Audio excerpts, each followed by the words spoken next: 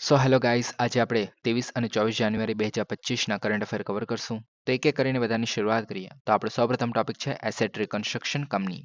તો ભારતીય રિઝર્વ બેન્કે તાજેતરમાં એસેટ રિકન્સ્ટ્રક્શન કંપની છે એમને દેવાદારો દ્વારા ચૂકવવા પાત્ર જે બાકીની રકમ છે એના માટે સમાધાન પ્રક્રિયાને સુવ્યવસ્થિત અને કડક બનાવવાના હેતુથી નવા નિયમો જારી કર્યા છે. હવે આપણે આને એક રીતે પ્રોસિજરથી સમજીએ તો તમને વધારે સારી રીતે ખબર પડશે. ઓકે, એના માટે આપણે એક એક્ઝામ્પલ લઈ લઈએ છીએ. ઓકે, હવે માની લો કે ભાઈ કોઈ કંપની છે, એનું નામ છે ટેક ઇનોવેશન. ઓકે, તો આપણે અહીંયા ટી લખી દઈએ છીએ. ઓકે, તો આ છે ટેક ઇનોવેશન નામની કોઈ કંપની છે. ઓકે, હવે એ જે હમણાં કોઈ નવું પ્રોજેક્ટ લોન્ચ કરવા માંગે છે, એક રીતે નવું પ્રોડક્ટ લોન્ચ કરવા માંગે છે. ઓકે, તો એ જે છે એ નવું પ્રોડક્ટ લોન્ચ કરવા માટે એને પૈસાની જરૂર પડે છે, તો એ લોન લઈ લે છે એક્સિસ બેંક પાસેથી. ઓકે, તો હવે આ જે એક્સિસ બેંક છે તે લોન આપે છે 1 કરોડ રૂપિયાની, જે ટેક ઇનોવેશન નામની કંપની છે તેને. ઓકે, હવે હવે લોન લે છે તો એક રીતે શું કહે કે સામે કંઈક તો આપવું પડે ને જામીન તરીકે. તો જે ટેક ઇનોવેશન છે એ આપશે ભાઈ, માની લો કે ભાઈ એ પોતાની બિલ્ડિંગ છે એના કાગળિયા છે તે આપી દે છે જે એક્સિસ બેંક છે તેને. ઓકે, કોલેટરલ તરીકે, જામીન તરીકે. ઓકે, હવે જે આ જામીનવાળું થઈ ગયું. ઓકે, હવે જે પ્રોજેક્ટ આપણે સોરી જે પ્રોડક્ટ લોન્ચ કરવાની હતી તે લોન્ચ કરી પણ એ થઈ જાય છે ફેલ. ઓકે, અને ટેક ઇનોવેશન નામની જે કંપની છે એ એક્સિસ બેંક પાસેથી જે 1 કરોડ રૂપિયા લીધેલા તો એ પણ ચૂકવવામાં ફેલ થઈ જાય છે. તો આપણું જે શું કહે કે જે ટેક ઇનોવેશન છે એક રીતે એનપીએ થઈ ગયું. ઓકે, લોસ એસેટ અથવા તો બેડ લોન તરીકે ઓળખાય છે હવે. ઓકે, એટલે બેડ લોન કેમ કેમ કે લોન ચૂકવવામાં ફેલ થઈ ગઈ છે એને કારણે. ઓકે, તો હવે જે એક્સિસ બેંક છે તો એ તો મતલબ પૈસા ચૂકવવાના, મતલબ એની પાસે તો મતલબ 1 રૂપિયા શું કહે 1 કરોડ રૂપિયા જે આપણે એ તો ચૂકવવાના, મતલબ કશેથી તો લાવશે ને. તો એ શું કરશે કે ભાઈ પહેલાં તો ટ્રાય કરશે. હવે ટ્રાય કરવામાં એવું છે કે ભાઈ ટેક ઇનોવેશન કંપની છે. ઓકે, તો એક રીતે અત્યારે તેની પાસે પૈસા અવેલેબલ છે નહીં.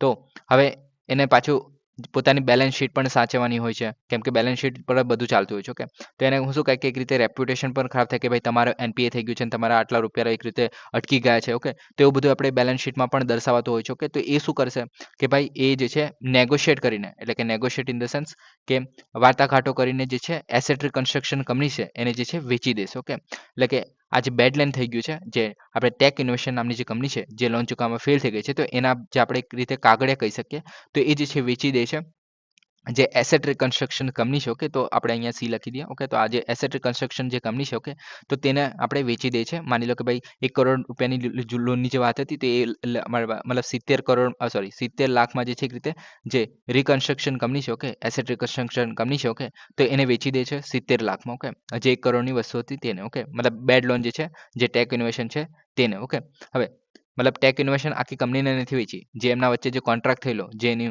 આપણે શું કહીએ જેટલા પણ કાગળિયા હતા, જે આખી લોન હતી, લોનની જે પ્રોસેસ હતી તે વેચી દીધી છે જે એસેટ કન્સ્ટ્રક્શન કંપનીનું. ઓકે, એટલે કે આની અંદર શું થશે કે ભાઈ જે આખી બેંક છે એ વચ્ચેથી નીકળી જશે. ઓકે, હવે આની અંદર ડાયરેક્ટ ડીલિંગ જે છે એક રીતે એસેટ રિકન્સ્ટ્રક્શન કંપની જે છે હવે ડાયરેક્ટલી ડીલ થશે જે સોરી જે ટેક ઇનોવેશન કંપની છે હવે ડાયરેક્ટલી ડીલ થશે એસેટ રિકન્સ્ટ્રક્શન કંપની દ્વારા. ઓકે, એટલે કે એઆરસી દ્વારા. ઓકે, તો આની અંદર શું થશે કે ભાઈ પહેલાં તો હવે જો જામીન, મતલબ જામીન તરીકે એને પોતાની બિલ્ડિંગ રાખેલી. ઓકે, હવે આમાં શું થશે, બે ત્રણ વસ્તુ થઈ શકે છે, એક એક કરીને એને વાત કરીએ. તો પહેલાં શું કરી શકે છે ભાઈ, એઆરસી શું કરી શકે છે કે ભાઈ પહેલાં તો રિકવર કરવા માટે શું કરશે કે ભાઈ જે ટેક ઇનોવેશન છે તેને કહેશે કે ભાઈ તમે 5 વર્ષ માટેની લોન લીધેલી 1 કરોડની. ઓકે, હવે તમે ચૂકવી નહીં શક્યા, પણ હવે પાંચ વર્ષની જગ્યાએ તમે લઈ લો કે ભાઈ 7 વર્ષ લગાડી લો, પણ તમે ચૂકવી દો એક રીતે. ઓકે, જે તમે રૂપિયા લીધા લોન તરીકે તો તે ચૂકવાનું તમે ટ્રાય કરો. ઓકે, હવે ટેક ઇનોવેશન કહેશે કે ભાઈ એ પોસિબલ નથી અમારાથી નહીં ચૂકવાય, તો એને પણ સાઈડમાં કરી દેશે. તો ત્યારબાદ શું કરશે તો કે જે ટેક ઇનોવેશનની જે બિલ્ડિંગ છે, ઓકે, તો તેને લઈ શકે છે. એ જે છે પોતાના હસ્તગત કરી લેશે એક રીતે. ઓકે, એક રીતે માલિકી લઈ લેશે જે ટેક ઇનોવેશનની બિલ્ડિંગ હશે, તો એ બિલ્ડિંગમાંથી એક રીતે રિકવર કરવાની કામ કરશે. ભાઈ 70 લાખ રૂપિયા જે આપણે 70 લાખ જેટલા જે રૂપિયાથી આપણે ખરીદેલું બેડ લોન. ઓકે, તો તે રિકવર કરવાની ટ્રાય કરશે. ઓકે, ત્યારબાદ બીજું શું કરી શકે છે, એનાથી પણ ના મેળ પડે તો જે શું કહે કે ટેક ઇનોવેશનની જે બિલ્ડિંગ છે અથવા તો એક રીતે જે આપણે બેડ લોન છે. ઓકે, તો તેની એક રીતે સિક્યોરિટી બહાર પાડશે.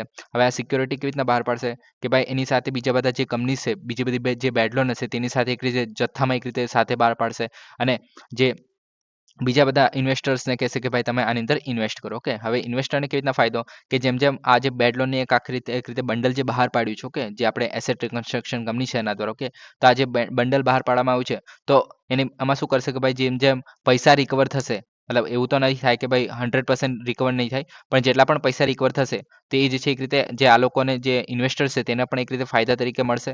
પ્લસ આને જે ઇમિડિયેટલી જે એસેટ રિકન્સ્ટ્રક્શન કંપની છે તેને જે ઇમિડિયેટ પૈસા જોતા હશે તે પણ મળી જશે. ઓકે, તો એ વસ્તુને કારણે જે છે આખી મેકેનિઝમ પૂરી થાય છે. ઓકે, તો એમાં શું સિમ્પલી જોવા જઈએ તો શું થાય છે, તો કે જે આપણી જે બેંક છે તેનો આપણે પોતાની મતલબ જે બેંકની જે બેલેન્સ શીટ છે એ આપણે એક રીતે જળવાઈ રહે છે. ઓકે, પ્લસ જે બેંકે જે ડીલ કરવાનું હતું કે ભાઈ આપણે શું કહે કે ટર્મ જે છે એ ડીલ કરવાની છે, અથવા તો જે ટેક ઇનોવેશન નામની જે કંપની છે એની જોડે આખું ડીલિંગ પ્રોસેસ છે તેનાથી બહાર નીકળી જાય છે. પ્લસ એનું જે લોન રાઇટ ઓફ થઈ જાય, બેડ લોન એક રાઇટ ઓફ થઈ જાય છે. રાઇટ ઓફ એટલે કે નીકળી જાય છે, એને કારણે એની બેલેન્સ શીટ જળવાઈ જાય છે. ઓકે, અને બીજા પર જે આ ફોકસ કરવાનું છે એના બેન્કિંગના કામ પર ત્યાં ફોકસ કરી શકે છે. ઓકે, તો આવી પ્રક્રિયાને કારણે જે છે એસેટ રિકન્સ્ટ્રક્શન કંપની જે છે મહત્વની બને છે. ઓકે, આગળ વાત કરીએ એના વિશે. તો તમે આમાં લખેલું છે, જોઈ શકો છો કે ભાઈ જે ખાસ નાણાકીય સંસ્થાઓ છે જે બેંકો પાસેથી ખરાબ દેવાની જે વસૂલાત માટે ખરીદી લે છે. ઓકે, એટલે કે જે ખરાબ દેવા છે એની વસૂલાત માટેની જે ખરીદી કરે છે, એટલે કે બેડ લોન જે છે ખરીદી લે છે. ઓકે, હવે આ જે છે હરાજી અથવા તો વાટાઘાટો દ્વારા નાણાકીય સંપત્તિ પ્રાપ્ત કરીને બેંકોને બેલેન્સ શીટને સાફ કરવામાં મદદ કરે છે. ઓકે, ત્યારબાદ આરબીઆઈ હેઠળ આ બધી નોંધાયેલી હોય છે. હવે આરબીઆઈ હેઠળ ઘણી બધી નોંધાયેલી છે. અત્યારે રિલાયન્સે પણ એસેટ રિકન્સ્ટ્રક્શન કંપની જોવા મળે છે. ત્યારબાદ બીજી બધી અલગ અલગ કંપની જોવા મળે છે આપણે એસેટ રિકન્સ્ટ્રક્શન કંપની. ઓકે, હવે જે આપણે ગવર્મેન્ટ દ્વારા બેક્ડ હોય, એટલે કે ગવર્મેન્ટ દ્વારા પણ ઓન થયેલી હોય છે, તેને કહેવામાં આવે છે બેડ બેંક. ઓકે, એ પણ આવું સેમ કામ કરતી હોય છે, પણ એ જે છે એક રીતે ગવર્મેન્ટનો સપોર્ટ મળેલો હોય છે એનો. ઓકે, ત્યારબાદ આ બધું જે કામ છે તો એ જે છે સરફાયસી એક્ટ છે 2002 નું. ઓકે, તો તેના હેઠળ થતું હોય છે. તો એની અંદર જે છે આ રીતે કોર્ટ ને બધા આપણે ચક્કર હોય છે તેનાથી દૂર થઈ શકે છે, અને આ એક્ટ હેઠળ જે છે બધું સેટલમેન્ટ ને બધું થતું હોય છે. ઓકે, અને આ બધું નિયંત્રણ જે છે આરબીઆઈ દ્વારા દેખરેખ જોવા મળે છે. તો આ વસ્તુ મહત્વનું છે કે ભાઈ આ બધું દેખરેખ જે છે આપણે સેબી દ્વારા નથી, એ આપણે શું કહે કે આરબીઆઈ દ્વારા છે. ઓકે, તો આ વસ્તુ ખાસ મહત્વની બનશે. ઓકે, ત્યારબાદ બીજું શું છે, તો કે કાર્ય શું છે, તો કે નાણાકીય સંપત્તિનું સંપાદન કરે છે. એક રીતે જે આપણે બિલ્ડિંગ આપણે શું કહે કે એની જામીન તરીકે લઈ લે છે, પછી મતલબ એને આપણે શું કહે કે યુઝ કરીને પછી આપણે જે ટેક ઓવર કરવાનું કામ કરી શકે છે, વેચાણ કરવાનું કામ કરી શકે છે, લીઝ પર આપવાનું કામ કરી શકે છે. મતલબ જે રીતે આપણે પૈસા રિકવર થતા હોય તે બધા કામ કરી શકે છે જે એસેટ રિકન્સ્ટ્રક્શન કંપની છે. કે દેવાનું પુનઃનિર્ધારણ કરી શકે છે, ત્યારબાદ સુરક્ષાના હિતોનું અમલીકરણ કરે છે, ઉધાર લેણાની ચૂકવણી પર ધ્યાન કેન્દ્રિત કરે છે. એટલે કે ઉધાર લેણાની ચૂકવણી એટલે કે જેની લોન લીધેલી હોય કે તેની પાસે રૂપિયા રિકવર કરવા પર ફોકસ કરે છે. ઓકે, ત્યારબાદ બીજું શું છે, તો કે નોન પરફોર્મિંગ એસેટને હેન્ડલ કરે છે, જે એનપીએ થઈ ગયું હોય તેના મતલબ જે ચૂકવતું નહીં તેના પાસેથી પૈસા ચૂકવવા માટે હેલ્પ કરશે. ઓકે, ત્યારબાદ બેંકમાંથી એઆરસીને ટ્રાન્સફર કરાયેલા દેવાનો અધિકારો જોવા મળે છે, એટલે કે જેટલા પણ બેડ લોન છે તેના અધિકારો જે છે એઆરસીને આપણે એક રીતે ટ્રાન્સફર કરી દેવામાં આવે છે. ઓકે, ફક્ત લાયક ખરીદારો છે એની પાસેથી ભંડોળ એકત્રિત કરવામાં આવે છે. નાણાકીય સંસ્થાઓ અને વીમા કંપનીઓ જે મતલબ શું કહે કે આપણે જે સિક્યોરિટીની વાત કરી લો, કે જે ખૂબ બંડલ બનાવીને પછી જે સિક્યોરિટીઝ તરીકે જે આપણે વીમા કંપની છે ને એ બધાને વેચે, જેમાં ઇન્વેસ્ટરો જે છે આની અંદર ઇન્વેસ્ટ કરી શકે છે, તો એ બધું કરે છે. ઓકે, થાપણો દ્વારા નાણાં એકત્રિત કરવા પર પ્રતિબંધ છે. ઓકે, એટલે એ આ જે છે એક રીતે લોન તરીકે મતલબ શું કરે કે ભાઈ લોન નથી આપી શકતું બીજા કોઈને. ઓકે, એટલે કે આની અંદર શું થશે કે આપણે થાપણો જે છે એક રીતે એ નહીં આપી શકો, કે એટલે મતલબ આપણે જે સિક્યોરિટી છે કે ભાઈ કોઈ આપણે મતલબ નોર્મલ કંપનીની વાત કરીએ છીએ તો એક રીતના પોતાના શેર બહાર પાડે છે અને પછી એની અંદર ઇન્વેસ્ટરો ઇન્વેસ્ટ કરે છે, તો એના જેવું કરી શકે છે કે ભાઈ એના બેક્ટમાં એટલે કે એના પાછળ શું રહેલું હોય છે. કોઈ પણ કંપની જે છે પોતાના શેર કેવી રીતના બહાર પાડતી હોય છે કે ભાઈ કોઈ નવું બ્રાન્ચ ખોલવાની હશે અથવા તો કોઈ નવું પ્રોડક્ટ લોન્ચ કરવાની હશે, એના માટે પૈસા જોતા હોય છે, તો એના માટે એક રીતે આપણે શું કહે કે બહાર પાડતી હોય છે. તો એના માટે સેમ આના જેવું છે કે ભાઈ આમાં પણ જે સિક્યોરિટી છે એક રીતે આમાં જે પાછળ શું રહેલું છે કે બેડ લોન રહેલી છે, જે ઓલરેડી ખરાબ લોન છે, એક રીતે ફેલ થયેલી લોન છે, પણ એ જે પૈસા હવે રિકવર થશે તેમ તેમ એને પૈસા મળતા રહેશે. જે એસેટ રિકન્સ્ટ્રક્શન કંપની છે તો એ જે ઇન્વેસ્ટરો પણ જેની અંદર આની અંદર ઇન્વેસ્ટ કરશે તો એને પણ એક રીતે પૈસા મળશે. તો હવે મેકેનિઝમ એટલું બધું જવાની જરૂર નથી, ખાલી સિમ્પલી સમજવાની જરૂર છે કે આ વસ્તુ. હવે જરૂરિયાતોની વાત કરીએ તો કે ન્યૂનતમ ચોખ્ખી માલિકીનું ભંડોળ હોવું જોઈએ, એટલે કે હવે જે એસેટ રિકન્સ્ટ્રક્શન કંપની છે તે બનાવવા માટે મિનિમમ જે છે 300 કરોડ રૂપિયા જે છે એની પાસે હોવા જોઈએ. ઓકે, ત્યારબાદ કુલ જોખમ ભારિત સંપત્તિ એટલે કે જે ટોટલ રિસ્ક વેટેજ એસેટ્સ છે એ ઓછામાં 15% જેટલી હોવી જોઈએ. એટલે કે માની લો કે ભાઈ કોઈ 100 રૂપિયાની વસ્તુ છે તમારી પાસે. ઓકે, હવે તમારી પાસે જે પીગી બેંક છે એવું માની લો કે ભાઈ 100 રૂપિયા છે. ઓકે, હવે આ જે 100 રૂપિયા જે છે બધા એક રીતે ખર્ચ ના થઈ જાય અથવા તો બધા એક રીતે ખોવાઈ ના જાય. ઓકે, તો એના માટે તમે શું કરશો કે ભાઈ 15 રૂપિયા અલગથી તમે સાઈડમાં મૂકી રાખ્યા છે કે ભાઈ તમારા જો 100 રૂપિયા ખોવાઈ જાય તો તમારી પાસે એટલીસ્ટ 15 રૂપિયા હોય. ઓકે, આપણે પોકેટમાં. ઓકે, તો સેમ એના જો કે ભાઈ 15% જે છે એક રીતે સાઈડમાં મૂકી રાખશે કે ભાઈ કોઈ એસેટ રિકન્સ્ટ્રક્શન કંપની છે એ ફેલ થઈ જાય છે કોઈ લોનને આપણે રિકવર કરવામાં. ઓકે, તો એના માટે 15% જે છે એક રીતે સિક્યોરિટી માટે મૂકી રાખેલો હોય છે કે જેને કહેવામાં આવે છે કેપિટલ એડિક્યુસી રેશિયો. ઓકે, તો આ વસ્તુ જોવા મળે છે. ઓકે, ત્યાર બીજું શું છે આગળ, તો કે એઆરસી માટે આરબીઆઈના નવા નિયમો. હવે નવા નિયમોની વાત કરીએ તો કે મતલબ ચેન્જીસ શું કરવામાં આવે છે તો કે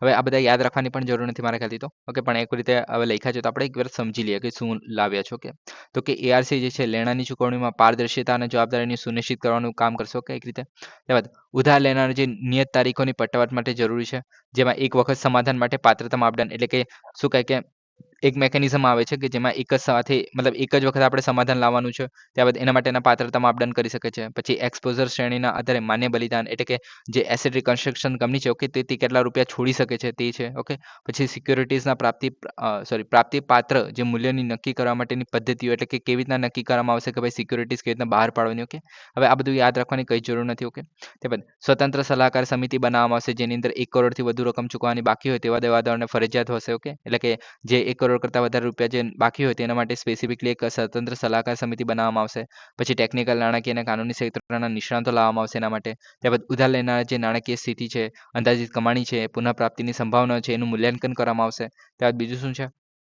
તો કે ઓછામાં ઓછા 2 સ્વતંત્ર ડાયરેક્ટરો હશે જે એઆરસી છે એમાં પછી આઈએસી ભલામણો પર ચર્ચા કરવી જોઈએ પછી વૈકલ્પિક પુનઃપ્રાપ્તિ વિકલ્પોનું મૂલ્યાંકન કરવું જોઈએ એટલે કે બીજી કઈ રીતે આપણે શું કહે કે લોન રિકવર કરી શકીએ છીએ પછી મીટિંગ મિનિટ્સમાં એટલે કે જે આપણે શું કહે કે જે આપણે 2 ડિરેક્ટરો છે ઓકે મતલબ જે આઈએસીમાં તો એમાં જે છે એક રીતે જે કોઈ નિર્ણય લેવો હોય ઓકે નિર્ણય લેવો હોય તો તે કેવી રીતે લેવામાં આવેલો એનું દસ્તાવેજીકરણ મતલબ દરેક જે મિટિંગમાં શું આપણે નિર્ણય લેવા ઓકે તો તેનું દસ્તાવેજીકરણ કરવાનું છે ઓકે પછી 1 કરોડ કરતાં જો ઓછી આપણે લોન હોય તો તેના માટે શું કરવાનું કે બોર્ડ દ્વારા મંજૂરી નીતિ પર આધાર રાખવી જોઈએ પ્રક્રિયા પછી સંપત્તિ સંપાદનમાં સામેલ જે અધિકારીઓ છે એના સમાધાનને મંજૂરી આપી શકતા નથી ઓકે ત્યારબાદ ત્રિમાસિક અહેવાલો તો આ બધું જે કામ ચાલી રહ્યું છે તો તેના માટે 3 માસિક જે આપણે એક રીતે શું કહે કે વલણ અથવા તો આપણે એક રીતે અહેવાલો જે છે બહાર પાડવા જોઈએ ઓકે એના માટે પુનઃપ્રાપ્તિ સમયરેખાઓની સમીક્ષા કરવી જોઈએ પછી જે ચેડા થયેલા જે ખાતાઓ છે એને સમયાંતરે વિશ્લેષણ થવું જોઈએ જેમાં વલણો છેતરપિંડીનું વર્ગીકરણ પુનઃપ્રાપ્તિની સમયરેખાઓ તો એ બધું જોવામાં આવે છે એક રીતે રિપોર્ટિંગની વાત કરવામાં આવી રહી છે આપણે એક રીતે ઓકે પછી જે જાણી જોઈને ડિફોલ્ટ્સ કર્યું હોય એટલે કે જાણી જોઈને છેતરપિંડીના જે કેસો હોય તે ઉચ્ચ માલ્યવાળા જે ખાતાઓ છે એમના માટે કડક પ્રક્રિયાઓ હોવી જોઈએ કાયદાનું પાલન સુનિશ્ચિત કરવું જોઈએ જે આપણે સરફાઈ એસી એક્ટ જે 2002 નો છે એની વાત કરતા હતા તે પછી સંમતિનું હુકમનામું મેળવવું જોઈએ તો આવું બધું કરવામાં આવશે જે આપણે નવી આરબીઆઈની ગાઈડલાઈન લાવવામાં આવી છે આરબીઆઈ દ્વારા તેના માટે ઓકે તો એઆરસી માટે જે લાવવામાં આવી છે તેના માટે ઓકે તો આ થઈ ગયું આપણું જે એસેટ રિકન્સ્ટ્રક્શન કંપની છે તે ઓકે ઓકે હવે નેક્સ્ટ ટોપિકની આપણે વાત કરીએ કોન્ટ્રાક્ટ ફાર્મિંગ તો ભારત ફ્રેન્ચ ફ્રાઈઝના મુખ્ય નિકાસકાર તરીકે ઉભરી આવ્યું છે જેના પર કોન્ટ્રાક્ટ ફાર્મિંગનો ઘણો બોજ છે જેના દ્વારા કંપનીઓ સીધા ખેડૂતો પાસેથી બટાકા ખરીદે છે અને ખેડૂતો ભાગીદારી વધારે છે ઓકે હવે આના માટે પણ એક્ઝામ્પલ લઈ લ્યો ઓકે તો તમને વધારે ખબર પડશે કે ભાઈ માની લો કોઈ આપણે વેફર બનાવતી કંપની છે ઓકે તો એ શું કરશે કે ભાઈ કોઈ ખેડૂત હશે તેને પકડશે હવે જે બટાકાનું ઉત્પાદન કરવા માંગતો હોય ઓકે અથવા તો કરવી મતલબ કહી પણ શકે છે કે ભાઈ અમારે બટાકાનું ઉત્પાદન જોઈએ છે તો તમે કરવાના હોય તો આપણે કોન્ટ્રાક્ટ ફાર્મિંગ કરીએ ઓકે તો આની અંદર શું થશે કે ભાઈ આ જે છે બંને એક રીતે કોન્ટ્રાક્ટમાં આવશે હવે જે કંપની છે ઓકે તો એ એક રીતે જે વેફર બનાવતી માની લો કે બાલાજી કંપની છે ઓકે એ ખેડૂતને કહેશે ભાઈ મારે આ મતલબ એમાં જે છે શું કહે કે પર્ટિક્યુલર જે બટાકા છે એના માટેનું બિયારણ પણ આપી શકે છે એના માટે ખાતર પણ આપી શકે છે એના માટે કેવી રીતના આપણે ઉત્પાદન કરવાનું છે એ પણ કહી શકે છે ક્યારે કેટલું ખાતર નાખવાનું છે એ પણ કહી શકે છે તો આ બધું વસ્તુ કહી શકે છે જે બાલાજી કંપની છે તે જે ખેડૂત છે તેનું ઓકે હવે એના માટે મતલબ પ્રોડક્ટ મતલબ શું કહે કે બિયારણ ને એવું બધું પણ આપી શકે છે હવે આ કોન્ટ્રાક્ટ ફાર્મિંગમાં શું હશે કે ભાઈ જે ઓલરેડી જે છે કઈ તારીખે કેટલું ઉત્પાદન થવાનું છે કેટલા હેક્ટરમાં જે છે કેટલી જમીનમાં જે છે ઉત્પાદન કરવાનું છે અને કઈ તારીખ સુધીમાં જે છે ઉત્પાદન રેડી થઈ શકે છે અને અમને મળી શકે છે ઓકે તો આ બધું એક રીતે ફિક્સ હોય છે ઓકે તો આ દ્વારા જે છે મતલબ ત્યાર પછી જે ઉત્પાદન થશે તો એ ઉત્પાદન જે છે જે કંપની છે તેને આપી દેવામાં આવશે એના બદલામાં જે છે કંપની જે છે એને ઉત્પાદનના પૈસા આપશે એક રીતે ઓકે હવે એ જે છે અમુક વાર એમએસપી કરતાં વધારે પણ હોઈ શકે છે ઓછું પણ હોઈ શકે છે તો એ બધા આપણે બેનિફિટને આપણે શું કહે કે લોસીસ ને એવું બધું છે ઓકે હવે વાત કરીએ આના વિશે તો કે શું છે તો કે ખેડૂતો અને ખરીદદારો જે છે એક રીતે કંપની છે કે એમના વચ્ચે ઉત્પાદન અને માર્કેટિંગની શરતો પર કરાર જોવા મળે છે કે આની અંદર કરારોમાં શું હોય છે તો કે જે કિંમત કેટલી છે એની જથ્થો કેટલો ઉત્પાદન કેટલું કરવાનું છે ગુણવત્તા કેવી હશે એની ડિલિવરીની તારીખ છે તો આ બધું ઉલ્લેખ હશે ઓકે પછી ઉત્પાદનની વિગતો અને ઇનપુટ્સ એટલે કે બીજ થઈ ગયું ખાતર કયું નાખવાનું છે એના માટેની સલાહ છે તે બધી જોગવાઈઓ સામેલ હોઈ શકે છે એટલે કે હોઈ શકે છે ઓકે જરૂરી નથી કે હોય છે ઓકે ત્યારબાદ હવે ખેડૂતોને ફાયદો શું છે આમાં? તો કે ઇનપુટ સેવાઓ થઈ ગઈ, પછી ક્રેડિટની સરળ પહોંચ એટલે કે એમને જે છે MSP કરતાં પણ વધારે ભાવ અહીંયા મળી શકવાના ચાન્સીસ હોય છે. ઇનપુટ સેવાઓ, ઇનપુટ એટલે કે સીડ્સ અને ખાતર, બિયારણ અને ખાતર જે થઈ ગયું. ઓકે, સેવાઓ એટલે કે બધી આપણે અલગ-અલગ જે શું કહે કે ઇન્ફોર્મેશન થઈ ગઈ કે ભાઈ કેવી રીતે આપણે ઉત્પાદન કરવું જોઈએ, કઈ રીતે આપણે ઉત્પાદન કરશું તો વધારે સારી રીતે ઉત્પાદન થશે.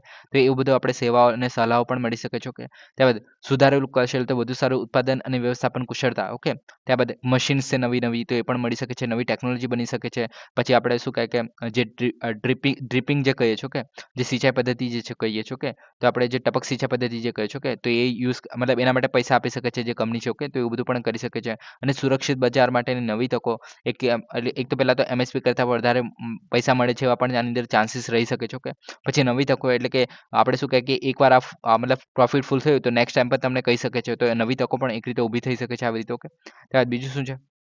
તો કે ભાવ સંબંધિત જે જોખમો છે એ ઓછા થઈ જાય છે. ઓકે, ત્યારબાદ વધુ અનુમાનિત આવક અને વધુ સારું આયોજન આ રીતે પ્રોવાઈડ થાય છે. તમને સલાહ સારી રીતે મળી શકે છે જે ખેડૂતો છે તેમને. ઓકે, પછી અનુમાનિત આવક એટલે પહેલેથી ફિક્સ હશે કે ભાઈ તમે આટલું ઉત્પાદન કરશો અને આ ક્વોલિટીનું હશે તો તમને આટલા રૂપિયા જે છે આપી દઈશું. એવી રીતના આપણે કંપની કહી શકે છે. ઓકે, પછી અદ્યતન ટેકનોલોજી જે આપણે ઓલરેડી વાત કરી લીધી છે. ઓકે, તો આ બધું મળી શકે છે. ઓકે, ત્યારબાદ ખેડૂતોની ચિંતાઓ શું છે? આમાં નુકસાન શું થઈ શકે છે? તો કે કિંમતો વધે એટલે કે MSP ની જો પ્રાઇસ વધી હોય. ઓકે, એટલે કે જે માર્કેટમાં જે છે ઓલરેડી ભાવ વધારે છે અને જે આપણે ઓલરેડી કોન્ટ્રાક્ટ કરી લીધું છે કંપની જોડે. ઓકે, તો એ કોન્ટ્રાક્ટના ભાવ પર જ આપણે વેચવું પડે. ઓકે, જે ખેડૂતો છે એ કોન્ટ્રાક્ટના ભાવ પર વેચી શકશે, એ પછી માર્કેટમાં જઈને વેચી નહીં શકે કે એક રીતે આ મર્યાદિત થઈ જશે. ઓકે, તો બીજું શું છે થશે કે ચૂકવણી અને ઇનપુટ ડિલિવરીમાં સંભવિત વિલંબ થઈ શકે છે. એટલે કે શું કહે કે ચૂકવણી જે છે થોડી લેટ મળી શકે છે. ખરીદનાર દ્વારા પૂરી પાડવામાં આવેલી જે લોનમાંથી દેવાનું જોખમ હોઈ શકે છે. એટલે કે માની લો કે ભાઈ જે આપણે શું કહે કે ખેતરમાં બટાકા ઉગાડવા માટે જે છે કંપનીએ પૈસા આપેલા. ઓકે,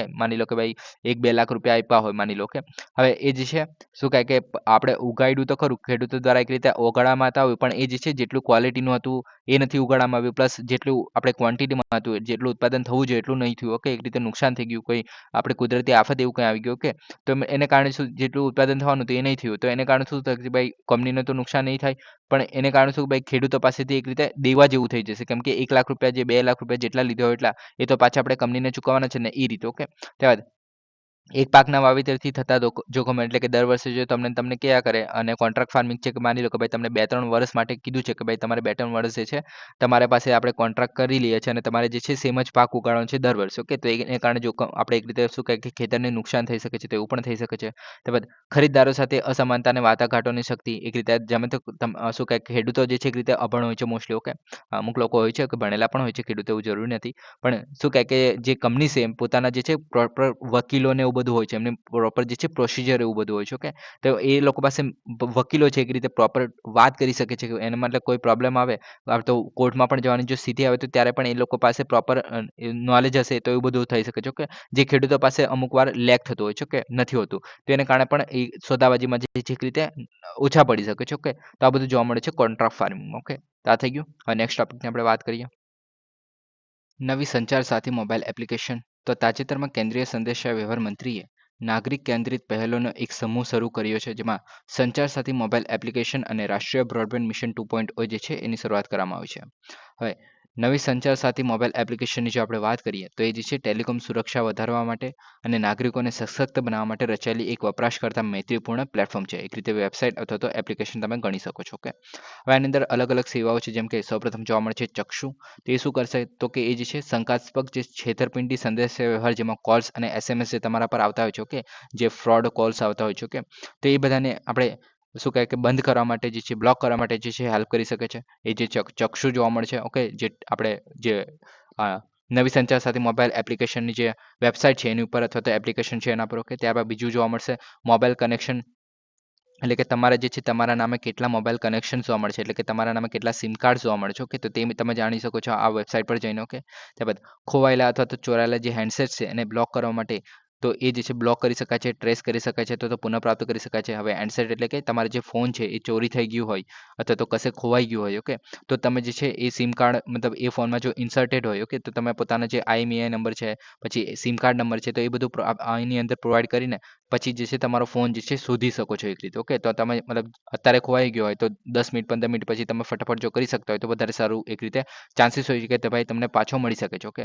ત્યારબાદ મોબાઈલ હેન્ડસેટની જે અસલીતાઓ છે એની ચકાસવી, એટલે કે તમે જો કોઈ નવો મોબાઈલ લેવા જઈ રહ્યા છો કે એક રીતે સેકન્ડ હેન્ડ માર્કેટમાં એક રીતે જોઈ રહ્યા છો કે સેકન્ડ હેન્ડ ફોન લેવા જઈ રહ્યા છો કે, તો તમે એની મતલબ ઓરિજિનાલિટી ચકાસી શકો છો કે ભાઈ કોનો ઓનરશિપ હતી, કયો નંબર, મતલબ ક્યારે એનો ખરીદવામાં આવેલો, એ જે છે એકચ્યુઅલમાં ઇન્ડિયાનો છે કે નહીં, અથવા તો જે કંપનીનો ક્લેમ કરવામાં આવી રહ્યો છે એ જ કંપનીનો છે કે નહીં. તો એ બધું આપણે એની અંદર ચકાસી શકીએ છીએ બધી ડિટેલ્સ નાખીને. ઓકે, તેને કારણે જે છે આ મહત્વનું રહેશે. ઓકે, ત્યારબાદ બીજું જોવા મળે છે નેશનલ બ્રોડબેન્ડ મિશન. ઓકે, 2.0 છે આ. ઓકે, તો રાષ્ટ્રીય ડિજિટલ કોમ્યુનિકેશન નીતિ છે 2018ની, એના હેઠળ NBM 1.0 છે એની સફળતા પર નિર્માણ છે. એટલે કે જે આપણે પહેલું મિશન જોવા મળે છે 1.0 હતું, તેના પછી જે બીજું મિશન સ્ટાર્ટ કરવામાં આવ્યું છે. ઓકે, હવે આની અંદર પણ અમુક ફાયદાઓ જોવા મળે છે, જેમ કે ઓપ્ટિકલ ફાઇબરની કનેક્ટિવિટી 2030 સુધીમાં જે છે 2.70 લાખ જે ગામડાઓ જોવા મળે છે તેની અંદર ઓપ્ટિકલ ફાઇબર કનેક્ટિવિટી, જે આપણે ઇન્ટરનેટ છે, બ્રોડબેન્ડ છે, એવું બધું પ્રોવાઈડ કરવા માટે આપણે જમીનમાં દાટી શકાય છે. ઓકે, ત્યારબાદ એન્કર સંસ્થાઓ બ્રોડબેન્ડ, તો એ જે છે 2030 સુધીમાં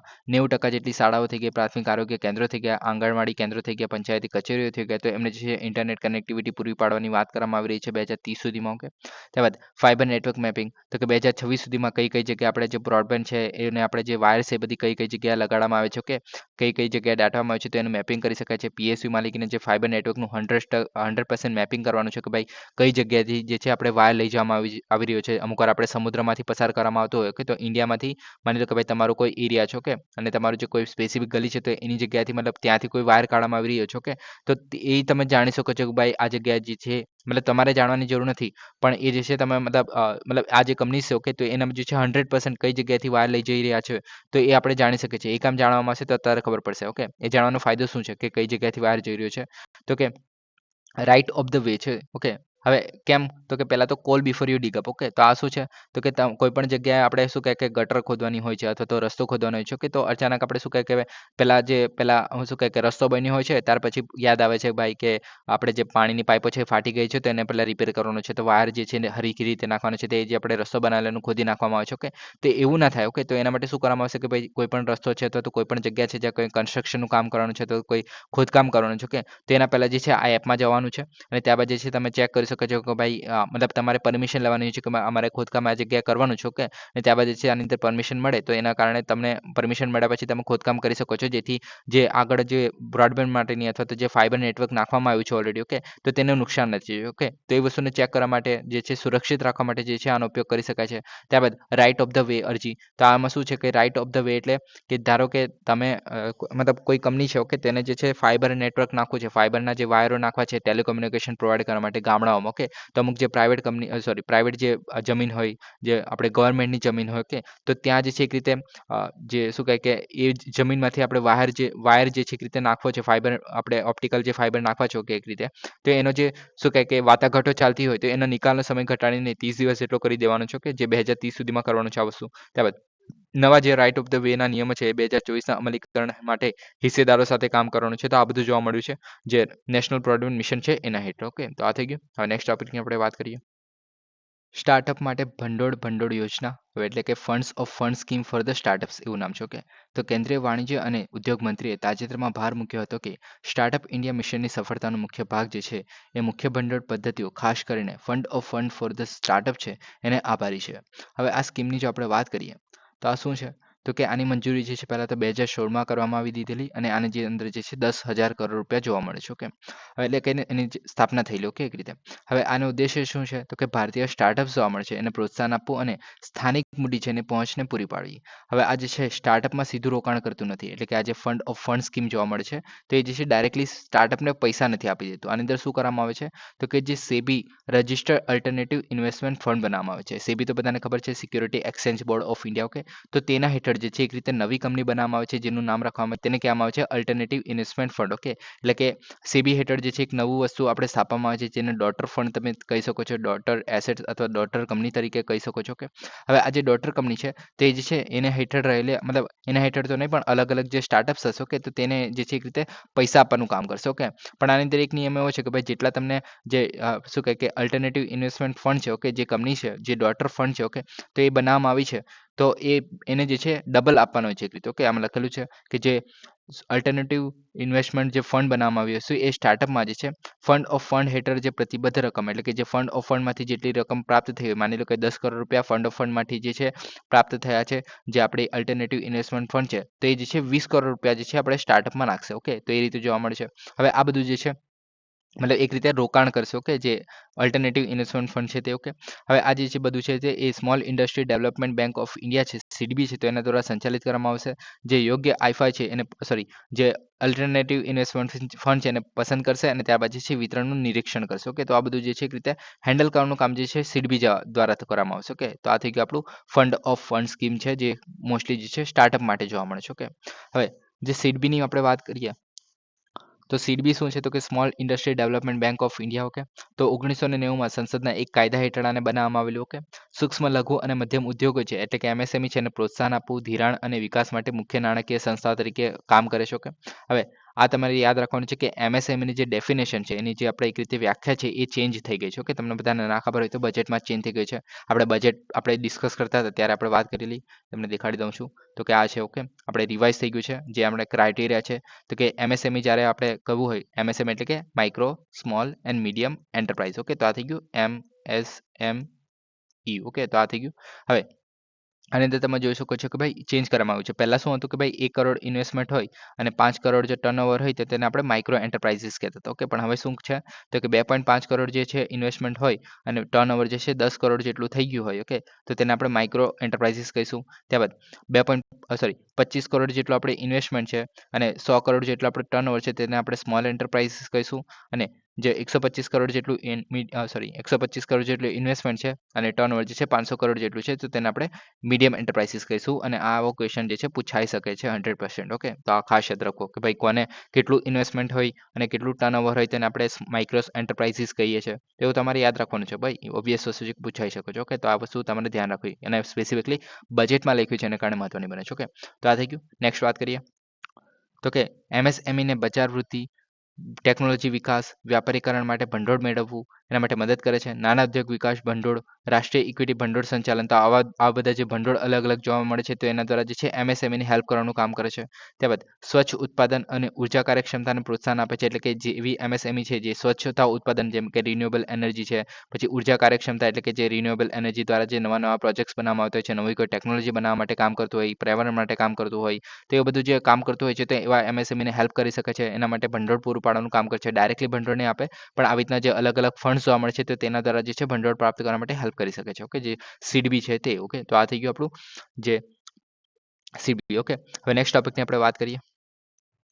રાષ્ટ્રીય આપત્તિ પ્રતિભાવ દળ એટલે કે national disaster relief force. Okay, તો ભારત સરકારના જે ગૃહ મંત્રાલય રાષ્ટ્રીય આપત્તિ વ્યવસ્થાપન સત્તામંડળની રચના કરી, જે હેઠળ 2009માં દિલ્હીમાં રાષ્ટ્રીય આપત્તિ પ્રતિભાવ દળ નામના એક એજન્સીની સ્થાપના કરવામાં આવી. અને આ એજન્સી જે છે કુદરતી અને માનવસર્જિત જે આપત્તિઓ છે એના માટે આપત્તિ વ્યવસ્થાપન અને વિશેષ પ્રતિભાવ પર ધ્યાન કેન્દ્રિત કરતી હતી. ઓકે, હવે જે એનડીઆરએફની જો આપણે વાત કરીએ તો એ જે છે આપત્તિ વ્યવસ્થાપન અધિનિયમ 2005નો છે, એના હેઠળ કલમ 44 હેઠળ એને બનાવવામાં આવી છે એક રીતે. હવે આ જે છે કુદરતી અને માનવસર્જિત આપત્તિઓ છે એના માટે વિશિષ્ટ પ્રતિભાવ આપે છે. 2006માં આની અંદર 8 બટાલિયન જોવા મળતી હતી અને અત્યારે જે છે ટોટલ 16 જેટલી જોવા મળે છે અલગ અલગ જગ્યાએથી, જેમ કે સીએપીએફ થઈ ગયું, બીએસએફ થઈ ગયું, સીઆરપીએફ થઈ ગયું, સીઆઈએસએફ થઈ ગયું, પછી ઇન્ડો ટિબેટન બોર્ડર પોલીસ ફોર્સ થઈ ગયું, એસએસબી થઈ ગયું, આસામ રાઇફલ્સ થઈ ગયું. તો આ બધી જગ્યાએ છે આવી રીતના જોવા મળે છે. Okay, central arm police force જે આપણે કહીએ છીએ કે તો તેના હેઠળ આ બધી જોવા મળે છે. ઓકે, ત્યારબાદ પૂર, ચક્રવાત, ભૂકંપ, ભૂસ્ખલન, મકાન ધરાશાયી થવું, અકસ્માતો જેવી જે આપત્તિઓ જોવા મળે છે તો એના માટે બહુ કુશળ દળ જોવા મળે છે આની અંદર. ઓકે, હવે આગળ છે કે નિકટવર્તી આપત્તિઓ માટે સક્રિય ઉપલબ્ધતા અને પૂર્વ સ્થિતિ જોવા મળે છે. એક રીતે મતલબ પહેલેથી એક રીતે તૈનાત કરવામાં આવેલા હોઈ શકે છે. બહુપક્ષીય અને દ્વિપક્ષીય કરારો હેઠળ આપત્તિ પ્રતિભાવમાં કામ કરતા હોય છે, જેમ કે ફુકુશીમા 2011 થઈ ગયું, નેપાળમાં જે ભૂકંપ આવેલો 2015માં એ થઈ ગયું. ત્યારબાદ આ બધું જે છે ગૃહ મંત્રાલય હેઠળ જે છે કામ કરતા હોય છે. ઓકે, જેનું નેતૃત્વ જે છે ડિરેક્ટર જનરલ દ્વારા કરવામાં આવતું હોય છે. ઓકે, તો આ થઈ ગયું આપણું એનડીઆરએફ. ઓકે, નેક્સ્ટ ટોપિકની આપણે વાત કરીએ વર્લ્ડ ઇકોનોમિક ફોરમ. તો વર્લ્ડ ઇકોનોમિક ફોરમ તેની વાર્ષિક બેઠક 20 થી 24 જાન્યુઆરી દરમિયાન જે છે સ્વિટ્ઝરલેન્ડ ડાવોસમાં યોજાઈ રહી છે. હવે વર્લ્ડ ઇકોનોમિક ફોરમની જો આપણે વાત કરીએ તો એ જે છે 1971માં ક્લાઉસ સ્વાબ જે મૂડી યુરોપિયન મેનેજમેન્ટ ફોરમ હતી તેના દ્વારા એક બિન લાભકારી ફાઉન્ડેશન તરીકેની શરૂઆત કરવામાં આવેલી. એની હિસ્સેદારી જે છે મૂડીવાદી એક રીતે રજૂઆત હતી. ઓકે, આની અંદર જે છે સ્થિતિસ્થાપક, સમાવિષ્ટ અને ટકાઉ અર્થતંત્રો માટે સમાજો માટે સંવાદ, ચર્ચા અને કાર્યવાહીની સંગઠનોના નેતાઓ અને બધા સાથે મળીને જે છે એક રીતે સંવાદ કરતા હોય છે, ચર્ચાઓ કરતા હોય છે. ઓકે. હવે આનું મુખ્યાલય જે છે એક રીતે જીનીવામાં આવેલું છે અને અલગ-અલગ જગ્યાએ કાર્યાલય જેમ કે ન્યુયોર્ક થઈ ગયું, સાન ફ્રાન્સિસ્કો થઈ ગયું, બેઇજિંગ થઈ ગયું, ટોક્યો થઈ ગયું. હવે આની જે છે દર વર્ષે એક દાવોસમાં સ્વિટ્ઝરલેન્ડમાં જે છે દર વર્ષે મીટિંગ જોવા મળે છે. ઓકે. વર્લ્ડ ઇકોનોમિક ફોરમની અને આ જે થવા જઈ રહી છે જે અત્યારે. ઓકે. હવે આગળ વાત કરીએ બીજું શું છે તો કે આ જે છે બેકગ્રાઉન્ડમાં ઘણું બધું જોવા મળે છે, બધું યાદ રાખવાની તો જરૂર નથી. જેમ કે આપણે બ્રિટન વુડ જે સિસ્ટમ છે એનું પતન થયું, પછી આરબ ઇઝરાયલ યુદ્ધ થયું અને આર્થિક અને સામાજિક મુદ્દા પર ધ્યાન કેન્દ્રિત કરેલું. આને ઓકે, ટોચની જે 1000 અગ્રણી કંપનીઓ જોવા મળે છે જેને 1975માં રજૂ કરવામાં આવેલી આની અંદર સભ્યપદ માટે. ત્યારબાદ 1987માં એનું જે છે એક વર્લ્ડ ઇકોનોમિક ફોરમ બનેલું, સંવાદ માટે દ્રષ્ટિકોણને વિસ્તૃત કરેલા. પછી 2015માં સત્તાવાર રીતે આંતરરાષ્ટ્રીય સંગઠન તરીકે માન્યતા એને પ્રાપ્ત કરેલી. ઓકે, તો આ બધું યાદ રાખવાની જરૂર નથી, પણ આ બધું કરેલું છે એને. ઓકે. પછી મુખ્યત્વે ભાગીદારી કરતી કોર્પોરેશનો દ્વારા જ આને ભંડોળ પૂરું પાડવામાં આવતું હોય છે. જેમ કે અલગ-અલગ જે દેશ છે એના દ્વારા જે છે એક રીતે ભંડોળ પૂરું પાડવામાં આવતું હોય છે આના ઓપરેશન્સ માટે. ઓકે.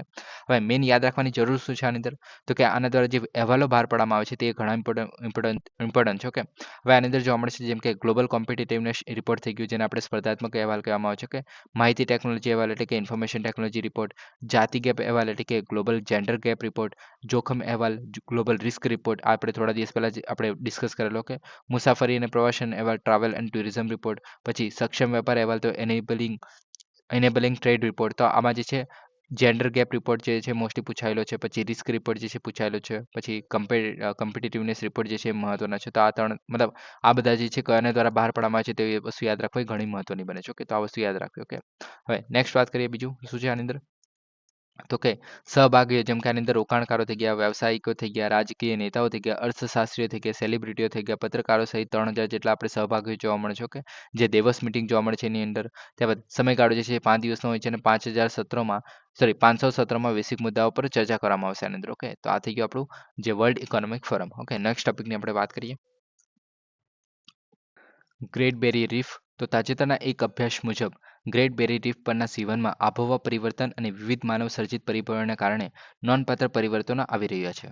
હવે જો આપણે ગ્રેટ બેરિયર રીફની વાત કરીએ તો પહેલાં ક્યાં આવેલું છે તો તમે જોઈ શકો છો આપણું અહીંયા એશિયા થઈ ગયું. ઓકે, ત્યારબાદ આ ઇન્ડોનેશિયાવાળો વિસ્તાર ને ત્યારબાદ ઓસ્ટ્રેલિયા આવે છે. ઓકે, તો આ બધાને ખબર છે ક્યાં આવેલું છે ઓસ્ટ્રેલિયા. ઓકે, તેના જે ઉત્તર પૂર્વવાળો વિસ્તાર છે ત્યાં આવેલું છે આપણું ગ્રેટ બેરિયર રીફ. ઓકે, જે પરવાળાના ખડકો છે તેને આપણે કહીએ છીએ ગ્રેટ બેરિયર રીફ. ઓકે, હવે આ જે છે ઓસ્ટ્રેલિયાનો ઉત્તર પૂર્વ વિસ્તાર છે ત્યાં આવેલું છે. ઓકે, સૌથી લાંબો અને સૌથી મોટો છે. હવે આ જે છે પેસિફિક મહાસાગર જે છે ત્યાં આવેલું છે. ઓકે, અને આ બાજુ આપણે ઓસ્ટ્રેલિયાની બીજી બાજુ ઇન્ડિયન ઓશન જોવા મળે છે. ઓકે, હિન્દ મહાસાગર. હવે આ જે છે આટલા ચોરસ કિલોમીટરમાં ફેલાયેલું છે. વિશ્વના કોરલ રીફના ઇકોસિસ્ટમનો 10% ભાગ છે. ઓકે, એક રીતે 10% હિસ્સો ધરાવે છે. એટલે કે વિશ્વમાં જેટલા પણ પરવાળાના ખડકો જોવા મળે છે એના જેટલા 10% જેટલો વિભાગ જે છે અહીંયા જોવા મળે છે. ઓકે, ત્યારબાદ 3000 વ્યક્તિગત રીફ જોવા મળે છે આની અંદર. ઓકે, ખડકોના અલગ અલગ પ્રકાર જોવા મળે છે જેમાં પ્લેટફોર્મ રીફ, રેડિયલ વૃદ્ધિ જેની જોવા મળે છે, પછી દિવાલ રીફ એટલે કે વિસ્તૃત વૃદ્ધિ જોવા મળે છે, પછી ફ્રિન્જિંગ રીફ તે જ છે. આ બધા ખડકોના પ્રકાર છે એના વિશે પણ આપણે થોડી વારમાં ડિટેલમાં વાત કરીશું. ઓકે, ત્યારબાદ જે સબટાઇટલ ખડકો પર મોસ્ટલી જોવા મળતા હોય છે. ઓકે, તેના વિશે આપણે થોડી વારમાં વાત કરીશું ડિટેલમાં. ઓકે, ત્યારબાદ જે વિવિધતા જેમ કે આ કોરલમાં જે છે 400 પ્રકારના કોરલ જોવા મળે છે. કોરલ એટલે કે પડવાના ખડકો જોવા મળે છે. 1500 જેટલી માછલીની પ્રજાતિઓ જોવા મળે છે. 4000 પ્રજાતિ મોલસ્કની જોવા મળે છે. ડુગોંગ જોવા મળે છે જેને આપણે સમુદ્ર ગાય તરીકે પણ ઓળખીએ છીએ. લીલા કાચબા જોવા મળે છે જેનો લુપ્ત થવાનો ભય જોવા મળે છે. ત્યારબાદ હવે આ જે છે Great barrier Reef Marine Park Authority છે એના દ્વારા મેનેજ કરવામાં આવે છે અને આને 1981માં યુનેસ્કો વર્લ્ડ હેરિટેજ સાઇટ તરીકે પણ માન્યતા મળી છે. ઓકે, ત્યારબાદ બીજું શું છે તો કે આ જે છે ઓલમોસ્ટ 2300 કિલોમીટરમાં એક રીતે ફેલાયેલું છે. ઓકે, ઓસ્ટ્રેલિયાના ઉત્તર પૂર્વ દરિયા કિનારે.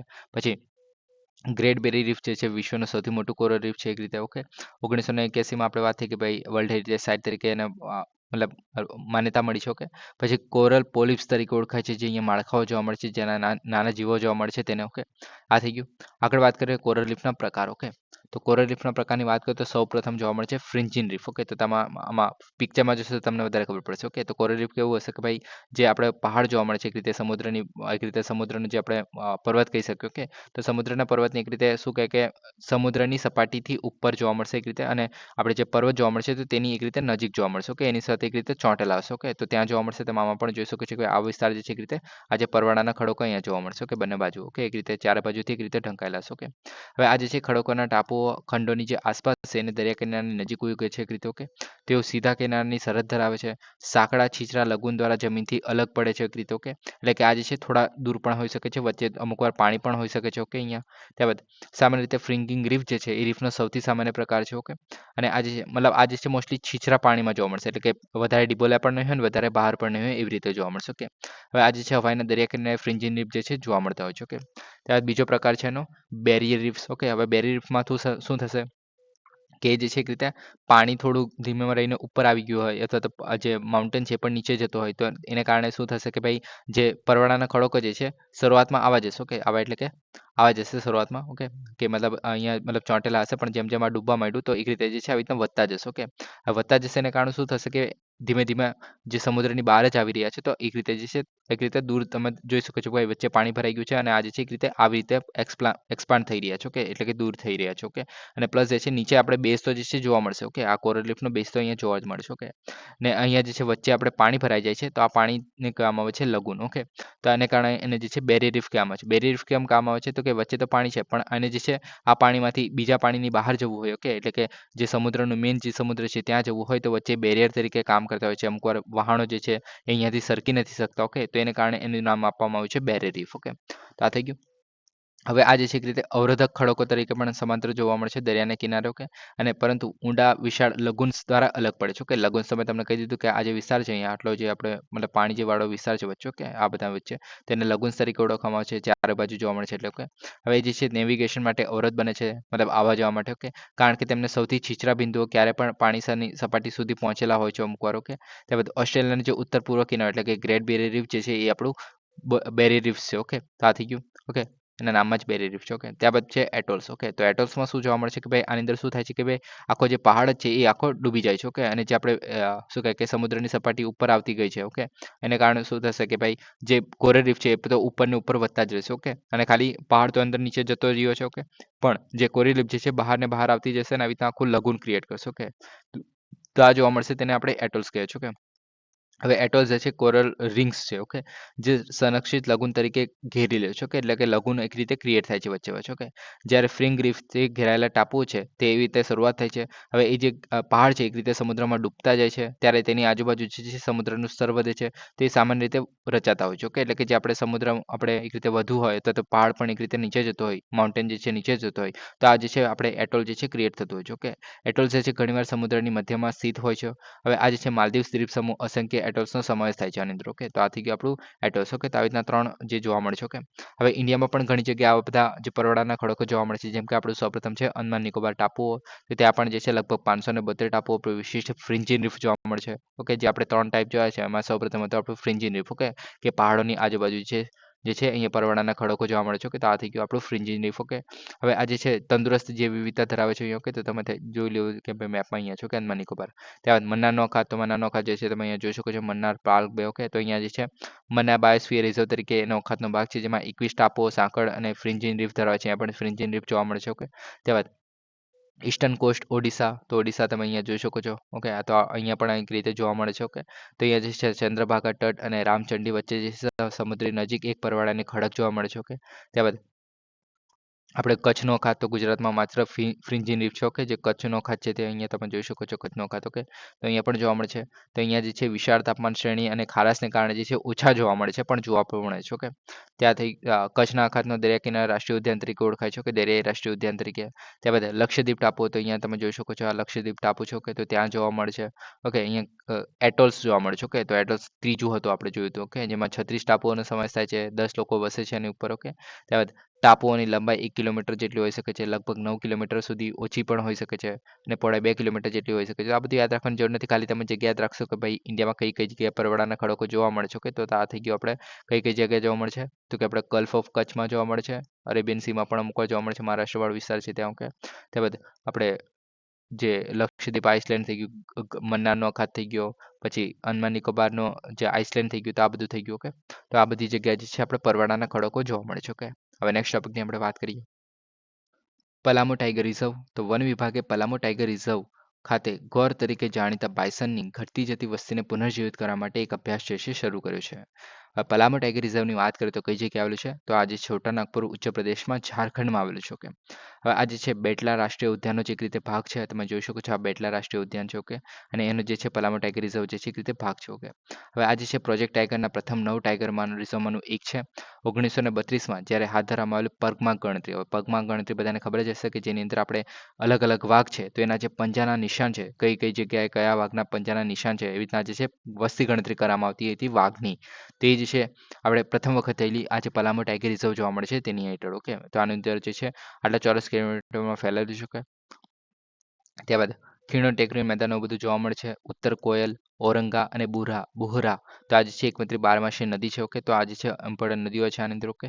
ગ્રીસ, ગ્રેનાઇટ, ચૂનાના પથ્થરો, બોક્સાઇટ અને કોલસો જે છે અહીંયા જોવા મળે છે.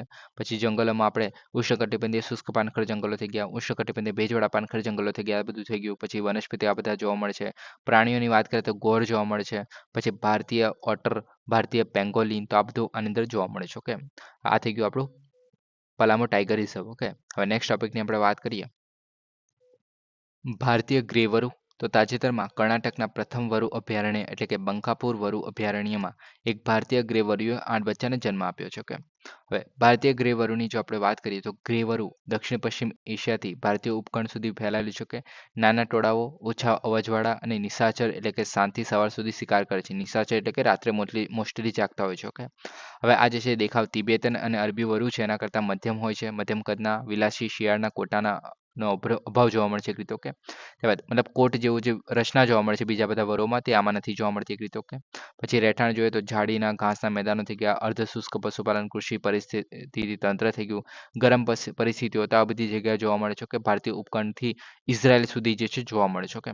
ત્યારબાદ આપણે આયુસીએનમાં જે છે આ ઓછામાં ઓછી ચિંતામાં છે. ઓકે. લિસ્ટ કન્સર્નમાં પછી સાઇટ્સમાં જે છે પરિશિષ્ટ એકમાં છે. વન્યજીવ સંરક્ષણ અધિનિયમ 1972માં અનુસૂચિ એકમાં નાખવામાં આવેલું છે. હવે આની જે છે એક રીતે રહેઠાણનું નુકસાન અને શિકારી જે પ્રજાતિઓ છે એનો ઘટાડો જોવા મળી રહ્યો છે એના કારણે. ઓકે. તો આ થઈ ગયું આપણે ગ્રે વરુ. ઓકે. હવે નેક્સ્ટ ટોપિકની આપણે વાત કરીએ. સોરી, હજુ બંકાપુર વરુ અભયારણ્ય બાકી રહી ગયું. ઓકે. તો કર્ણાટક ભારતમાં આવેલું છે, તમે જોઈ શકો છો અહીંયા છો. ઓકે. હવે મહુ આધાર નર વરુ અભયારણ્ય પછી જે છે ભારતમાં ફક્ત વરુઓ માટે બીજો સંરક્ષિત વિસ્તાર છે. એટલે કે ભારતમાં જે છે બે જ જોવા મળે છે. એક તો બંકાપુર વરુ અભયારણ્ય અને મહુ આધાર મહુ આદાનર વરુ અભયારણ્ય. ઓકે. હવે આ જે છે ભૂપ્રદેશમાં જોઈએ તો જંગલી ટેકરીને બધું જોવા મળે છે. ઓકે. વરુ, ચિત્તો, મોર, કારિયર, શિયાળ, સસલું, હાવડી આ બધું જોવા મળે છે આ જગ્યા પર. ઓકે. તો આ થઈ ગયું. હવે નેક્સ્ટ ટોપિકની આપણે વાત કરીએ. World employment and social Outlook. તો કોના દ્વારા બહાર પાડવામાં આવે છે? તો ઇન્ટરનેશનલ લેબર ઓર્ગેનાઇઝેશન છે તેના દ્વારા બહાર પાડવામાં આવે છે. જીનીમામાં world employment social outlook trends 2025 જે છે પ્રકાશિત કર્યું છે. તો આ વસ્તુ ઇમ્પોર્ટન્ટ છે આપણા માટે ખાલી કે ભાઈ કોના દ્વારા બહાર પાડવામાં આવે છે. ઓકે. આની રિકમેન્ડેશન શું છે બધું યાદ રાખવાની કઈ જરૂર નથી. ઓકે. હવે વર્લ્ડ એમ્પ્લોયમેન્ટ એન્ડ સોશિયલ આઉટલુકની વાત કરીએ તો વૈશ્વિક શ્રમ બજારોની સ્થિતિ, મુખ્ય વલણો અને પડકાર જે છે આ બધું મતલબ શું કહે કે બહાર પાડવાનું કામ કરે છે. ઓકે. હવે આ જે છે શ્રમ બજારની પુનઃપ્રાપ્તિમાં મંદી કેવી છે, યુવા બેરોજગારી કેવી છે, વૈશ્વિક નોકરીઓ વચ્ચેનું અંતર શું છે, વધ્યું છે ઘટ્યું છે, તો એ બધું જોવાનું કામ કરે છે. ઓકે. હવે મુખ્ય મુદ્દાની વાત કરીએ તો વૈશ્વિક રોજગારી 2024 જે શ્રમ દરના અનુસંધાનમાં વૃદ્ધિ, બેરોજગારી દર જે છે 5% જેટલો સ્થિર છે. પછી પડકારોમાં જોઈએ તો ભૌગોલિક રાજકીય તણાવ થઈ ગયું, આબોહવા પરિવર્તન થઈ ગયું, વધતો ખર્ચ થઈ ગયો, વણ ઉકેલા જે દેવાની સમસ્યાઓ થઈ ગઈ, તો એને બધાને કારણે જે છે બેરોજગારીનો દર જે છે એક રીતે વધી રહ્યો છે. ત્યારબાદ ઓછી આવક ધરાવતા જે દેશોમાં જે છે labour force participation rate. Okay. એટલે કે જે પાર્ટિસિપેશન રેટ એટલે કે જે આપણે શું કહે કે જે મજૂર છે અથવા તો જે લોકો છે તે જે છે જોબ કરી રહ્યા છે. ઓકે. એક રીતે એમાં જે રેટ છે જોબ કરવાનો જે રેટ છે એક રીતે ઘટી રહ્યો છે. કઈ કઈ જગ્યાએ? તો કે ઓછી આવક ધરાવતા દેશોમાં જે છે એક રીતે ઘટી રહ્યો છે અને ઉચ્ચ આવક ધરાવતા જે દેશોમાં જે છે એક રીતે વધી રહ્યો છે. ઓકે. તેની અંદર જે છે ખાસ કરીને વૃદ્ધ કામદારો અને મહિલાઓમાં વધારો થયો છે. ઓકે. રિપોર્ટની ભલામણની વાત કરીએ તો ભલામણ તો આપણે યાદ રાખવાની જરૂર નથી, તો પણ આપેલી છે કે ભાઈ ઉત્પાદકતામાં વધારો કરવાની જરૂર છે, સામાજિક સુરક્ષાનો વિસ્તાર કરવાની જરૂર છે, ખાનગી ભંડોળનો અસરકારક ઉપયોગ કરવાની જરૂર છે. તો આ બધું કરવામાં મતલબ ભલામણ કરવામાં આવી છે જે આપણે એમ્પ્લોયમેન્ટ રિપોર્ટ જોવા મળે છે તે એના દ્વારા. ઓકે. તો આ થઈ ગયું. નેક્સ્ટ ટોપિકની આપણે વાત કરીએ.